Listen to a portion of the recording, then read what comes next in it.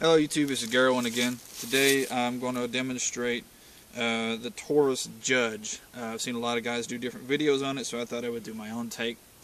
I have seen the majority of the Judges actually have like a 2 3/4 inch or a 2.5 inch cylinder. This particular model has a 3-inch cylinder, so you can fire 3-inch Magnum 410 shells from it.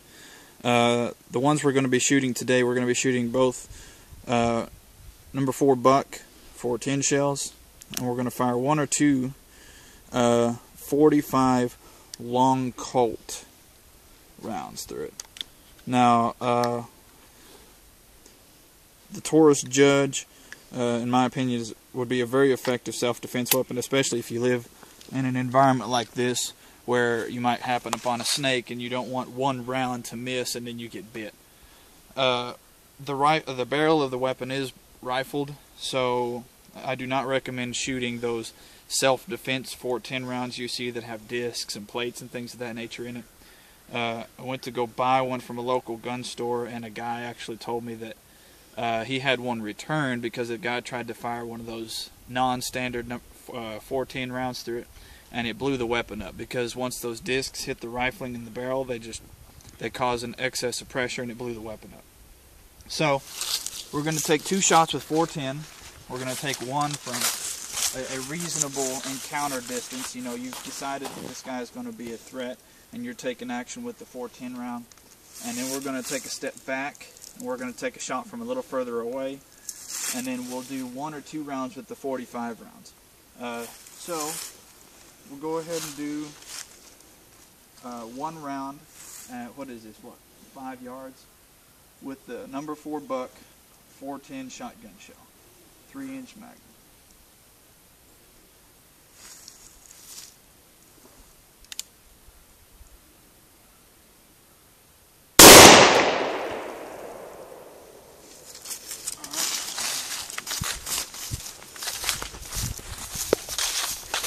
So as you can see, I pulled just a little bit at the last second because those magnums kick a little, but the majority of the shots went through one location here. They grazed this 4x4. I've got it tacked to a little bit. You had 1 or 2 strays, but for the most part, you got a pretty tight group at that distance. So we're going to go ahead and remove this target and put up a fresh one, and then we'll step back a little bit and see if we can get a bigger spread. So we're going to do our second 410 shotgun round. We're going to take it from about, looks like 10 to 15 yards. We got a fresh target up, so we shouldn't have any confusion about where the scatter lands. So let's do this.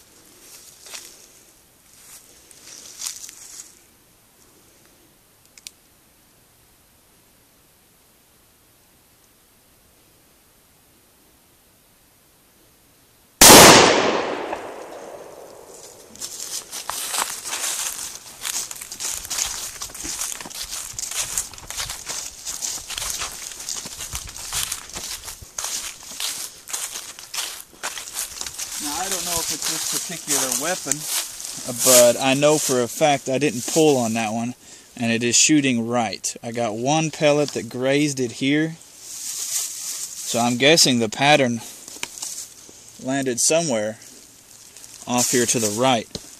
I might make another video with some bigger targets, because I really didn't think that it was going to shoot to the right that much, but we got a 4x4 beam here, and you guys didn't click on this video to sit here and watch me miss. So since I didn't really do anything to this paper, let's go ahead and take a shot at this with the 45 from about 5 yards and see what it does to this 4x4.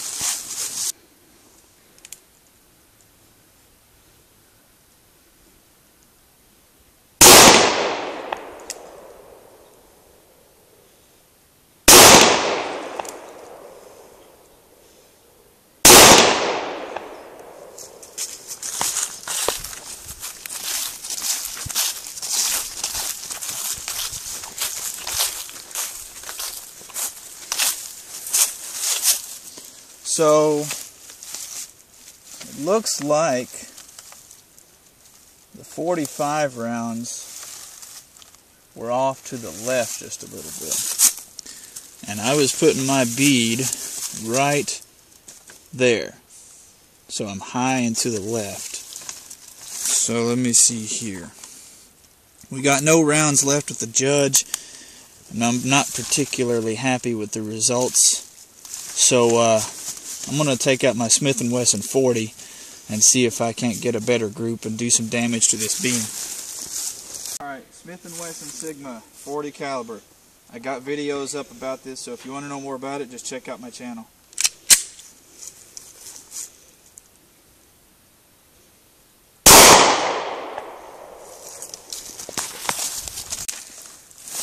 Well, I think we're done.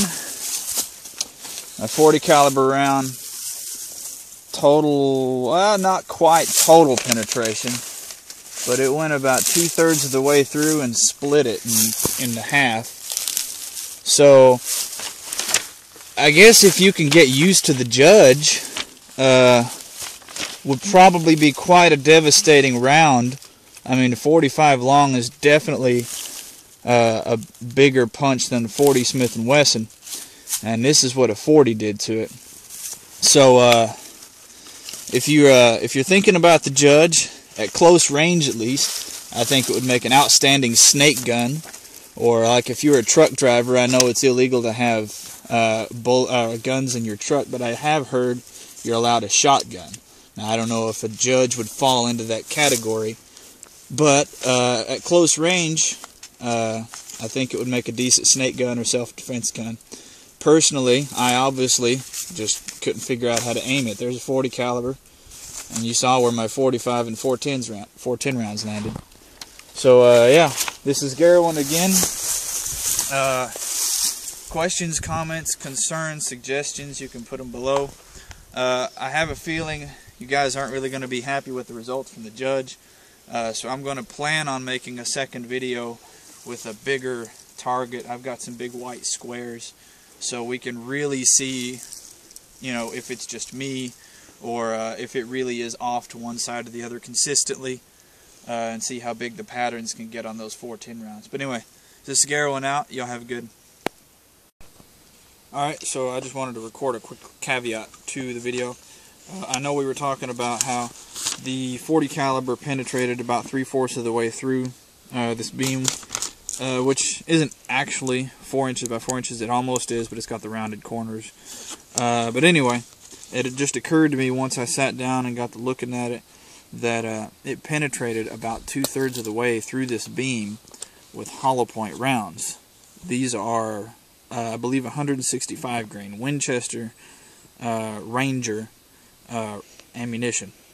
So if a hollow point round went 3/4 of the way through this and then disintegrated, I would be willing to wager that a Full Metal Jacket 40 caliber round would have exited the other side, and a 45 caliber probably would have made a pretty sizable hole completely through the beam. So like I said, I'm probably going to make a follow-up video to this with some bigger targets for the Judge itself, but I just wanted to caveat this by just kind of demonstrating that 40 caliber isn't a slouch either.